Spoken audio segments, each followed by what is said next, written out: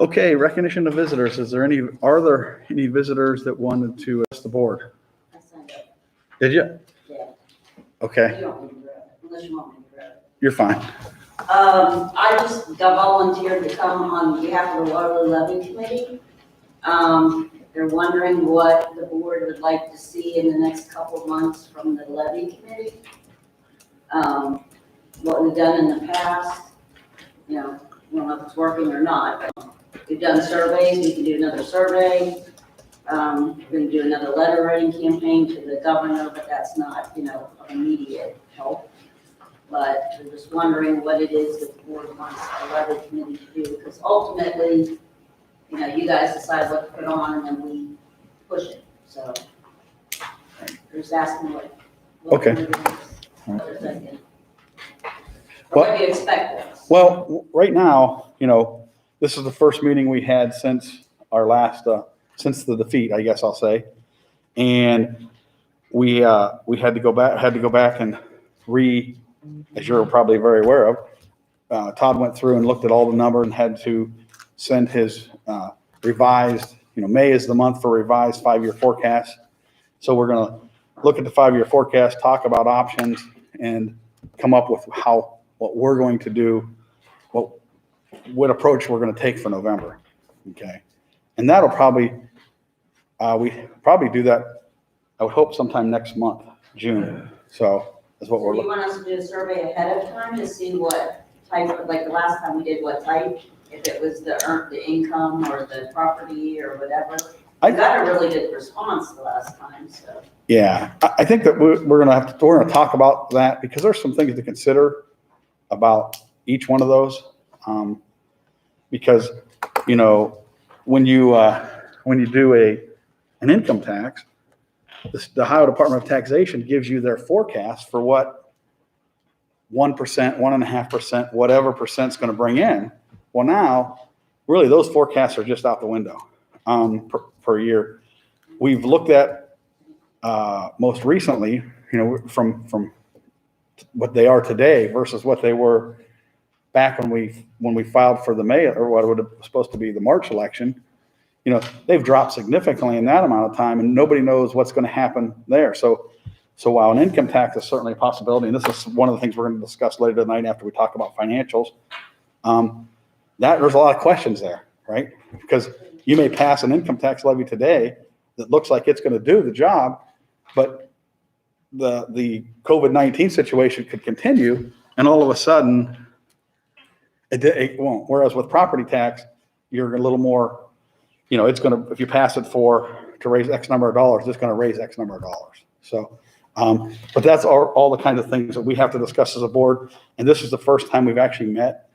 So the plan is we've got to talk about some financial things and some other implications in our executive session. And then we will come out and talk about what we're going to do on, open discussion. So if we start like the letter writing campaign, which I know doesn't help us immediately, that's okay. I mean, that's something we can start right now because we want to jump on the fact that the governor just said he's going to cut schools, money to schools. I think the board needs to understand where we're at for the bank. And like Mr. Pusateri stated, there's several things else that we need to consider before we give the direction to the levy. I don't even think we right now know what direction per se until we have that discussion, right? All right, that's Right, we have to have. I'm saying, would it be a problem to do the levy or the letter writing campaign? You don't want us to, we won't. I don't know where letter writing would be an issue. I mean, so if you're just basically saying, hey, stop cutting funding to the schools. Yeah, I mean, that's pretty much a valid point anytime, right? Yeah, and then we're gonna pick up the signs that are still out there. Okay. So, get that done. But other than that, we can just do that, if that's okay. I don't see. We're just gonna write and say one statement, the governor's cutting money.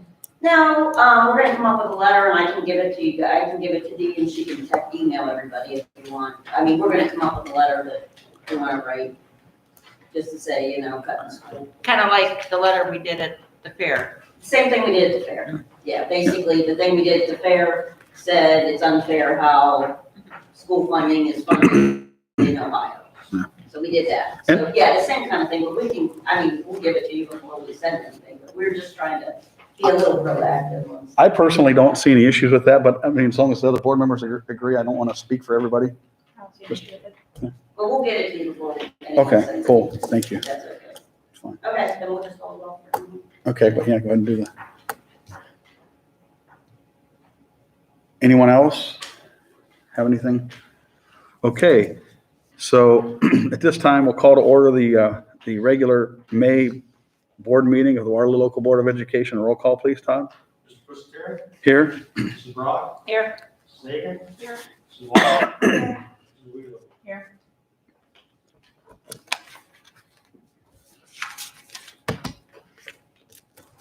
Okay, can we have a motion to adopt the listed agenda for tonight's regular meeting? I'll make motion. Second, please. I'll second. Any comments or questions? Roll call, please, Todd. Mrs. Brock? Yes. Mrs. Walsh? Yes. Mrs. Hagan? Yes. Mrs. Wheeler? Yes. Mr. Pusateri? Yes, motion passes. Under the president's report, kind of dovetailing on the discussion that we had started, Lisa, obviously, everybody knows by now that we were not successful in the May election. I guess we'll call it March/May election. We need to, as a school, as a board, we need to figure out, and as an administration, we need to figure out where we're going next. We pretty much have to be on the ballot in November. That is something that I think we can safely say. And I think that, the people of the community need to know that we've pretty much done about everything we can do as a school district, as far as maintaining costs, cutting costs, doubling up on people with jobs that they have to do, and taking things away from people not being able to do some, cutting back supplies and building budgets and all those kind of things. We've done as much as we can do. And it's really, at this point, we need the help of the community. And listening to the community. To Pat, what? We've listened to the community too. Yes, we've listened. Yeah, exactly. We took and we really need the help of the community to come in and pass the levy to raise more funds for the school district. I've said it before. I'll say it till I'm in the ground or blue in the face that, we have our kids for 16, 18 years from the time they're born to the time we turn them out into the world. And the best chance, and our kids are, like, personally, and I'm sure everybody else in this room, our kids are our most valuable resource, I guess we'll say. I mean, there's nothing more valuable than that. And the best chance that our kids and the community members of our school have to be successful is to provide them with a good education. My dream for my parents was for me to do better than they did. My dream is for my kids to do better than I did.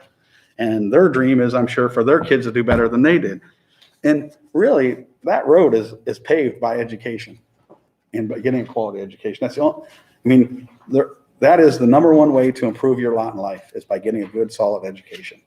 So, there are some, I'm sure, the 1/1,000,000% that are super sports athletes, maybe, okay, there you go. If you're one in a zillion, maybe that's going to work for you. But for the rest of us, that's not going to happen. So I think it's really important that the community work with us, help us pass the levy. We've been close. We were 200 votes last time, 100 votes the time before, 115 votes the time before, something like that. So we're getting close. We just have to get over that hump. And the governor, the Ohio legislature is not making it any easier.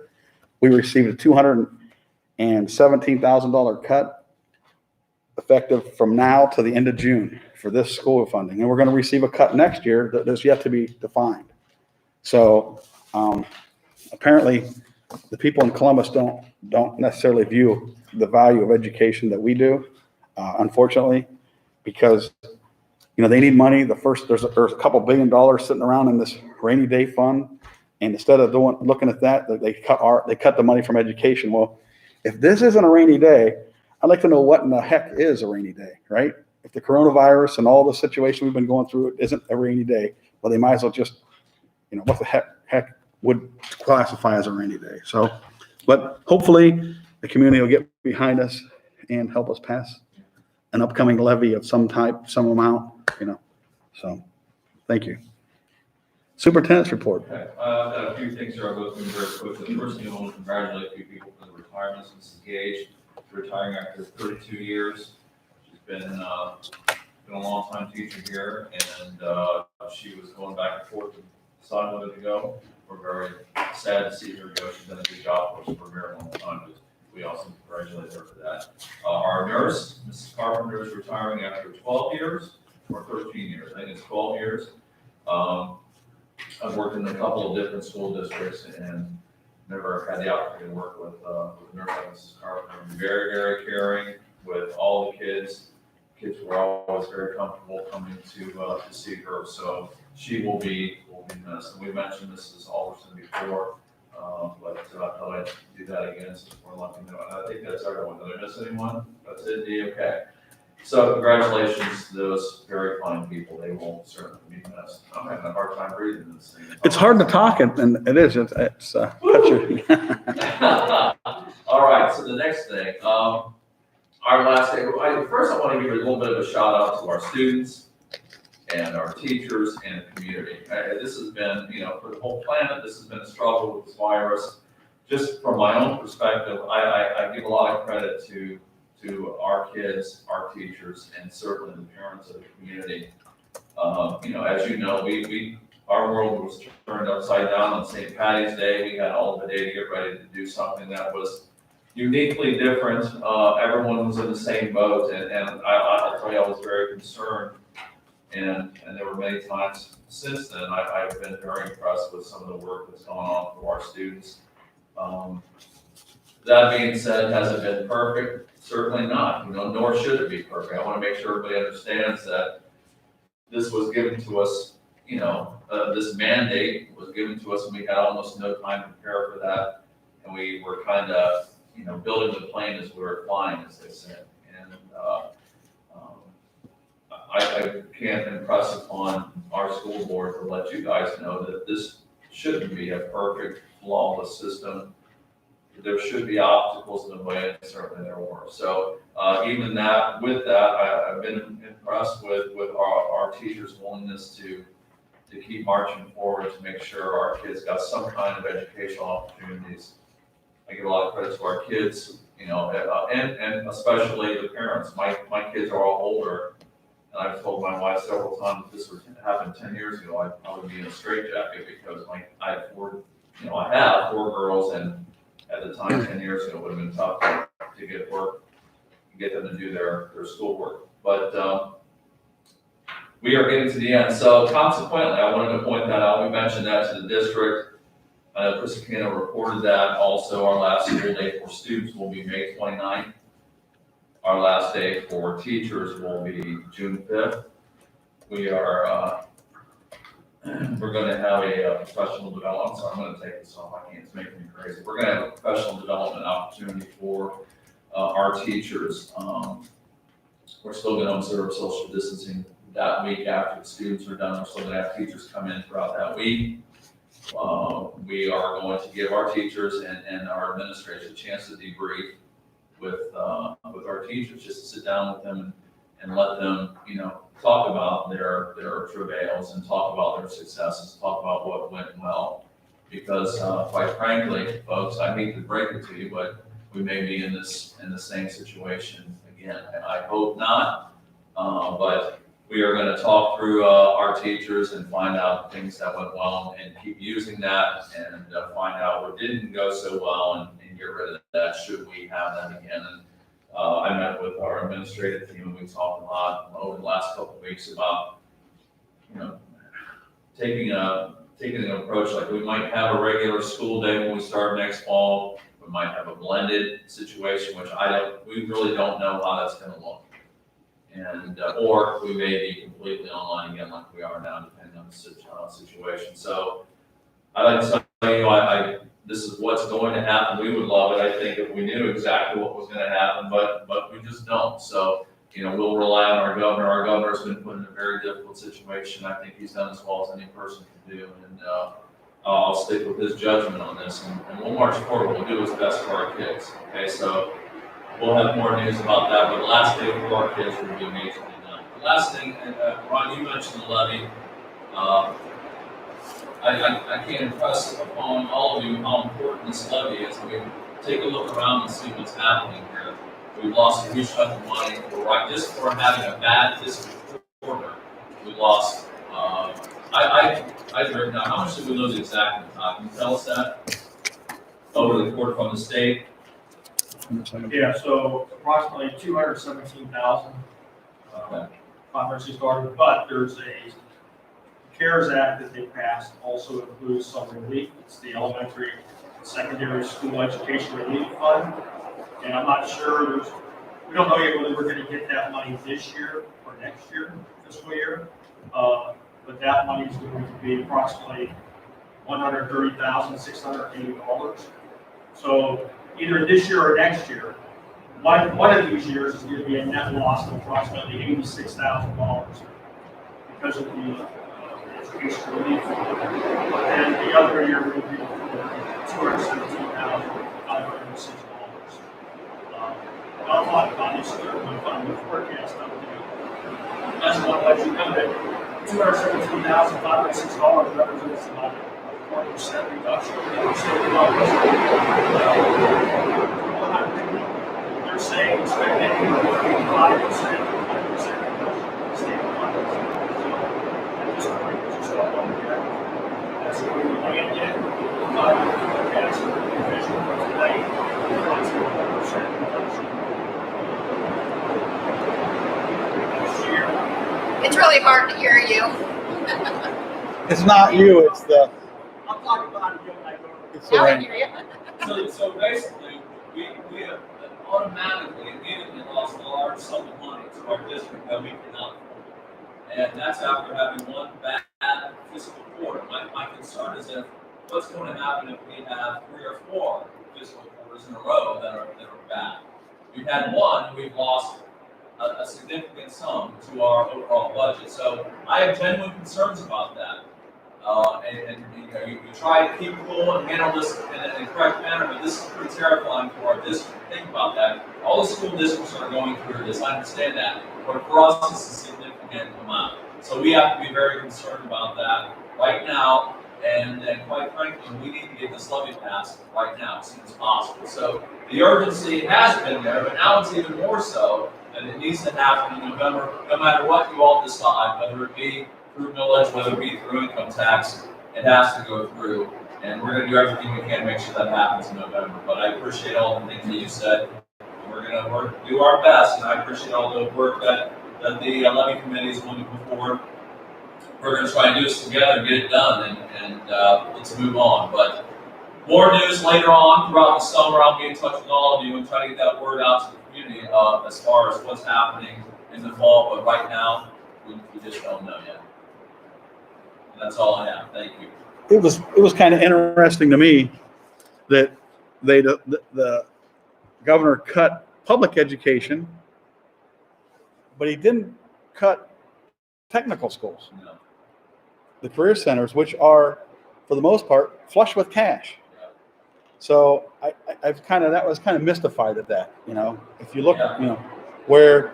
I've been very complimentary of our governor for a long time, but after this stuff went down, I was like, Well, he's done a great job with the yeah. corona, my opinion, that's my opinion, but this thing with the cutting of the, and then excluding a group was, I didn't understand that really.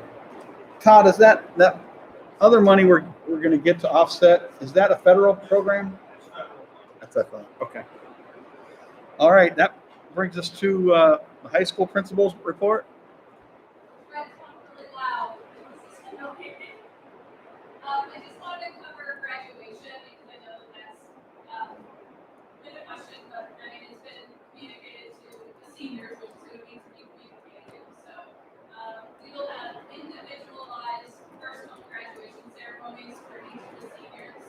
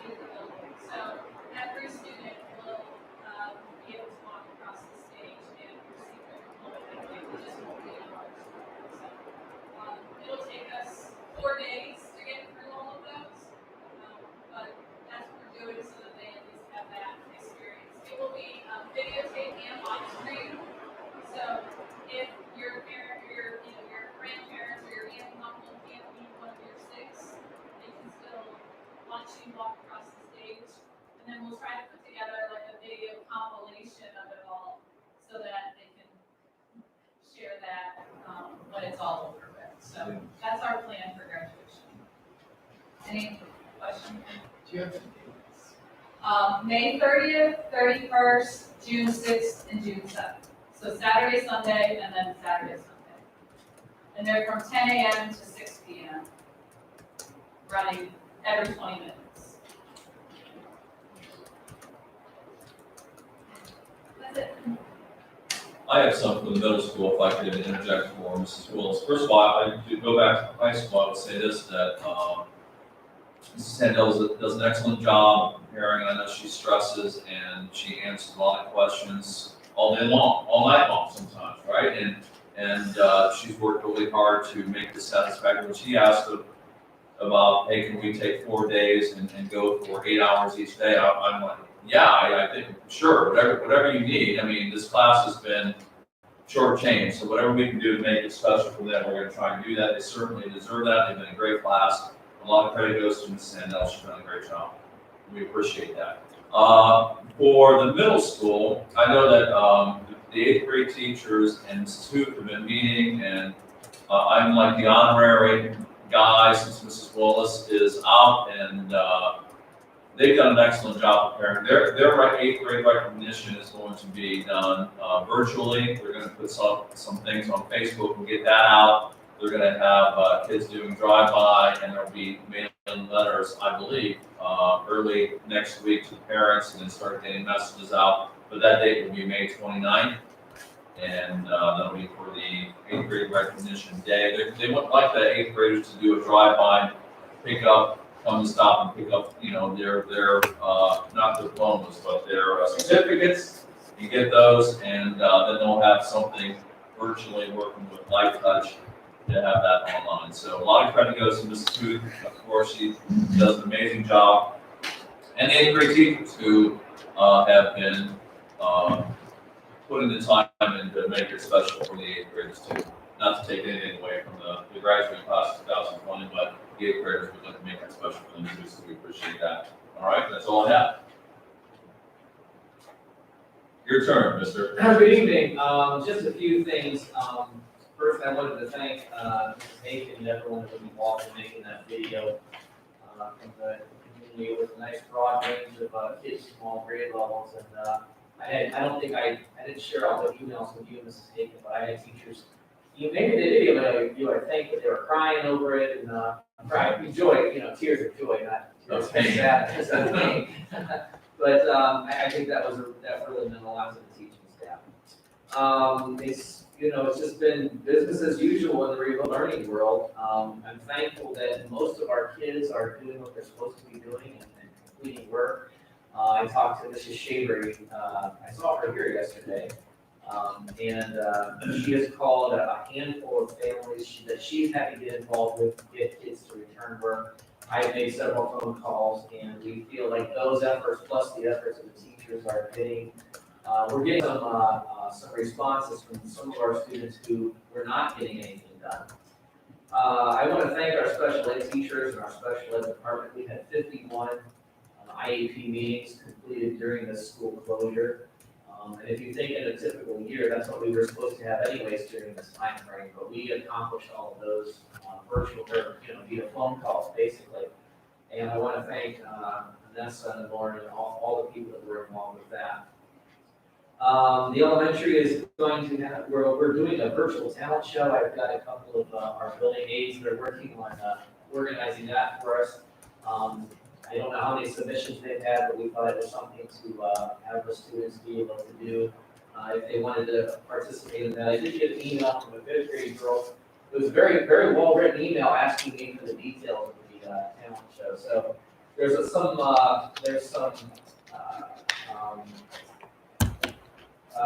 some extra benefits to this, and the benefit in that case is that this kid had to reach out to the principal and had to email them and all of that. I think that's good stuff.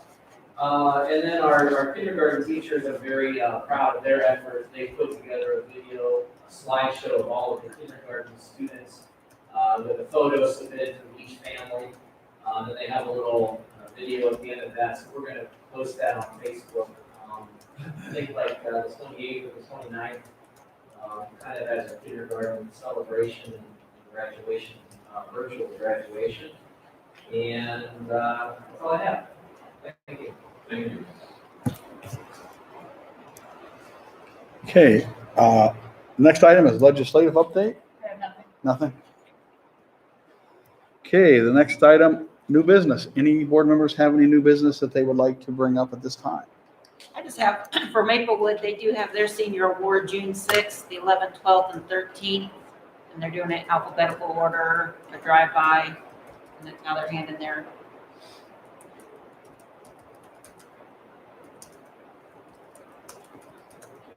Gosh, they didn't tell Waterloo, I wish they would have told us. We never know. Sorry. What were the dates? It's June 6th, They and just I decided. was gonna say, and I only know because they just sent an email out. And I thought I better put this out or it'll be another board meeting when I'm like, I'm sure they wow. didn't leave you off on purpose, Oh, I'm sure. but it is pretty new. But they said it's, the way they're doing it is all the teachers will be up on the roof with their signs and waving as the kids all drive through, so. Yes. Any other new business? Can I add one thing? No, you had your time. No, go ahead, I'm sorry. I couldn't help. One last thing, I left out, I neglected, Audrey Mason, I wanted to make note that, she's been here for a very long time. And, she's not retired, we don't know if she's gonna retire yet or what's happening with Audrey, but I did want to mention that she's on our list for, being reduced, but she's a great lady. I will miss her. She's one who loves our kids more than you guys can ever imagine. But I felt like that needed to be mentioned. She's been here for a very long time. So there's Audrey. Thank you. Thank you. Anybody else? No? Okay.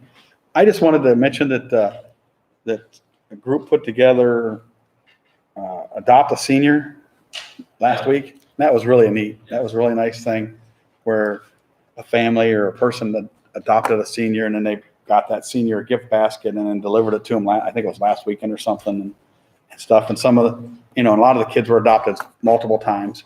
So that's cool too. So it was really nice. And it's neat to see the community kind of come together to help, to kind of offset this, the situation because, this is, you only get one senior year. Well, one high school senior year anyhow. And it's a shame that they're going to miss so much, have missed and are going to continue to miss so much of it. So, but that was a really neat thing.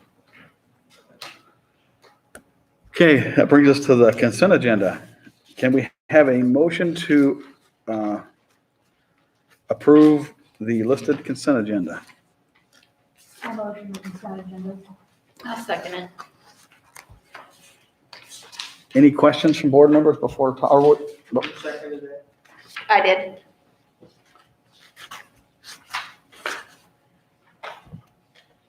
Any comments? I just wanted, I don't know, Dr. Brink has anything on the agenda, but, I wanted to provide a forecast.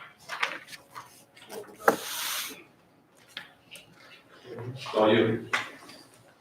I don't know how the best way is to go about this, but hopefully, we'll go through it here in an understandable fashion for you. So I gave to you the top sheet there, the top 2 pages is the May 5-year forecast revisions required for the adopt, and then I will submit that to the Ohio Department of Education. And really, our focus has been this fiscal year and next fiscal year. We know that we would get through this fiscal year in the black, but we were looking at the shortfall in fiscal year 21. And the November forecast, we were looking at a negative fund balance, $921,453 after encumbrances that we have been, let people know this is why we need to get a levy passed. But now we have the May revision, and there's some things that have transpired. So if you go through the 3rd and 4th pages, what I did was I put together 2 pages. The first page shows fiscal year 20, the November forecast number. And then next to that, it shows fiscal year 20 May forecast revision numbers. And you can see if you go down the 3rd column over where it lists the variances, we picked up approximately $292,352 from the November forecast to the May forecast. And what I've done is, in the right-hand column, I've listed why those variances have occurred. So I don't know if you want me to read down through those. Maybe I should. And remember, whatever we save in fiscal year 20, that's going to be that much more savings that we're going to carry over into fiscal year 21. So on the revenue side, start at the top, we received a slight increase in property tax due to reappraisal as certified by the county auditor.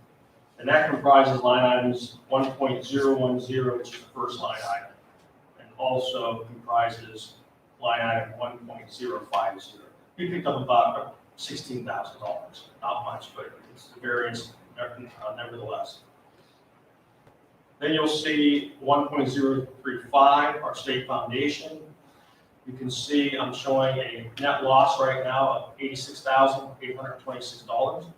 That's the combination of the projected $217,000 cut from state foundation for the next 2 months of this fiscal year. But then also, I alluded to earlier, the Heirs Act under the Elementary and Secondary School Education Relief Fund. We're supposed to get approximately $130,000 to make up for some of that shortfall. So whether we get that this year or next year, 1 year will be a net loss of $86,000 approximately, and then the other year is going to, right now, show the full reduction of $217,506. What I was speaking to earlier before I got drowned out, this represents, the $217,000 represents approximately 4% reduction in our state funding. However, I've been reading information, and Dr. Bringer and I get information every day on how fluid things change because of COVID-19. But right now, I'm getting word that for budget adjustments, they're saying treasurers should review their forecast, currently signaled to be anywhere from 5% to 20%. So right now, 4% is what I've been told we're actually going to be reduced. They're thinking, as this COVID-19 progresses, we could be in a worse situation. But we don't know that at this time. So I'm putting down the forecast of what we know as of this time. And then the really only other thing that changed on the revenue side was all other revenue. And we picked up approximately $36,000. And I just listed off of this side what items comprised in that $36,000. So overall, our revenue was down $34,000.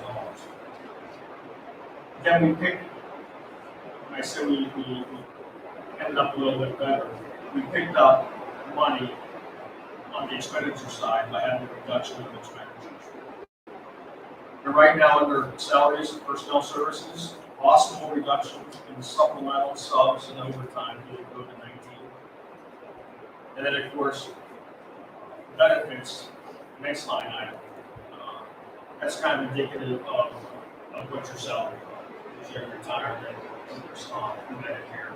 So as your salaries go down, so do your ancillary benefits. And then right now, just a guess on purchase services, possible reduction in utilities due to COVID-19, $19,251. Again, even prior to what we're faced with, as you know, we've reduced, made a conscious effort to reduce our building budget to about $50,000.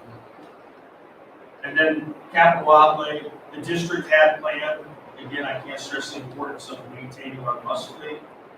The district had planned on purchasing one new bus or one new bus, but due to the financial situation, we decided not to move forward with those purchases.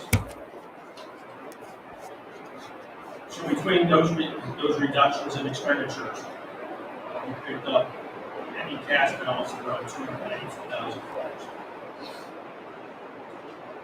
So if you look at the bottom of that first page, 7.020, cash balance, you'll see that ties back to the November forecast for fiscal year 20. And now when you see the May forecast at the end of fiscal year 20, you see the $796,700 cash balance. And again, we're just really focusing on the first 2 years of the forecast. So now if we move over to the next page, it breaks down fiscal year 21, what we had forecasted in November, and then also what we're forecasting now in May. Again, slight increase in property tax due to reappraisal, showing a full reduction in state funding. Then you see a reduction under all other revenues, and I've listed out to the side what those are resolved. And then again, looking at the expenditures, we have reductions, and just some history here. The original November forecast, we were hoping to pass the levy. So we had built in the November forecast, bringing back 3 certified positions that we cut prior to. We were hoping that we would be able to bring those back in some capacity, the ones that make sense. So those are built in the November forecast. Due to the recent levy failing, we've now taken those positions out for the 2021 school year. We also built in a slight increase in salaries in the November forecast. Had the levy passed, we are now reflecting 0% in salaries for the 21 fiscal year 21. So the combination of those, 0% increase, our current RIF for next year, which is a half-time social studies teacher and a non-certified transportation secretary, along with not recalling those 3 certified positions. That reduces our expenditures by $364,000. As far as the benefits go, then, of course, as salaries decrease, so do certain benefits. But also, something to point out here was our health insurance has had a very good year. Our health insurance renewal came in at 5.1% versus the 11% that our third-party consultant has been telling us to carry forward. So that was good. We also have in purchase services a reduction shown there. As you recall, we moved Ms. Willis, she's going to be the special ed coordinator for the district. As a result, we were able to reduce purchase services that we were getting from the ESC that we needed to help with that process since she was ministry principal and special ed. And then under supplies, continued reduction, district-wide supplies. So again, taking all that into consideration, cash balance before encumbrances, we went from negative $771,000 to the May forecast of $110,000, negative $110,000. So that was an increase in our cash balance of $660,000, as you see there. Now, again, I want to stress, this takes into consideration the state funding cut as we know now, which I said is at 4%. And again, from what I'm reading, they say it'll get anywhere from 5 to 20%. So we're just not going to know what that's going to be until we get into next year and see how the collections come in from the state. But with all that being said, we're still showing a deficit for the end of fiscal year 21. Again, the majority of that has been from reductions. We're not recalling people at the district. We're still going to do for benefit of our students. So that's the question we made for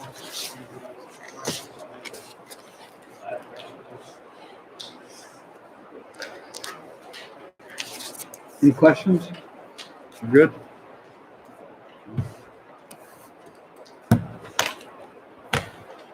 Okay, any other comments or from Sean or Todd? Okay.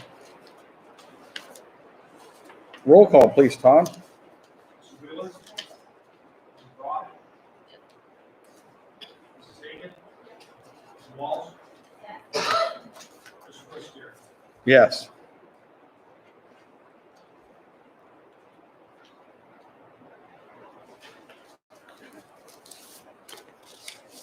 That brings us to item 13. Can we have a motion to approve the following certified contracts for the 2021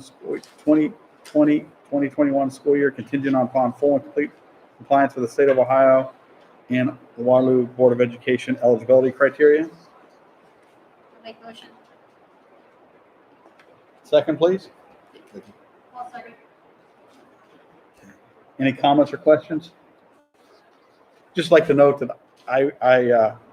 this is as a family member, so I will be abstaining, and that's why it's broken out separately. So, roll call, please, Tom. Mrs. Brock? Yes. Mrs. Wheeler? Yes. Mrs. Walsh? Mrs. Hagan? Mr. Christier? Abstain. Okay, can we have a motion to recess into executive session to discuss employment? So moved.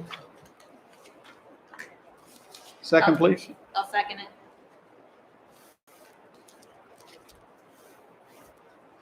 Okay. Any comments, questions? We plan on having a levy discussion at the end when we come back out, so. Okay, roll call, please, Todd. Mr. Christier? Yes. Mrs. Brock? Yes. Mrs. Hagan? Mrs. Walsh? Yes. Mr. Wheeler? Yes.